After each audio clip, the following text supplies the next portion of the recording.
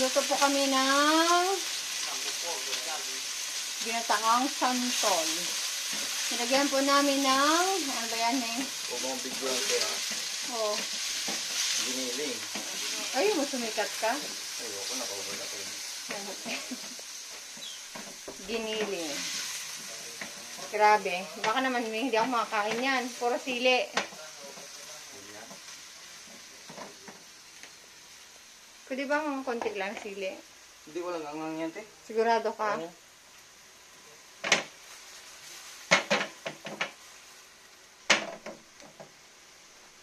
Walang angang yan.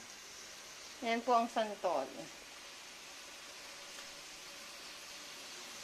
80 pesos. 1 kilo.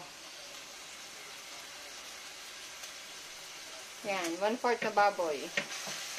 Sabi, lagyan daw ng rino eh. Nakalimutan bumili.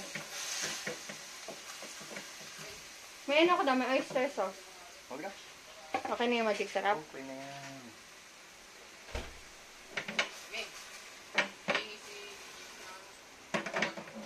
Kumot?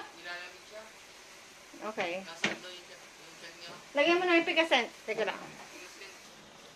Ayan na po, puro na sili. Ewan ko po kung makakain ako niyan. Ayan po. Tingnan niyo po.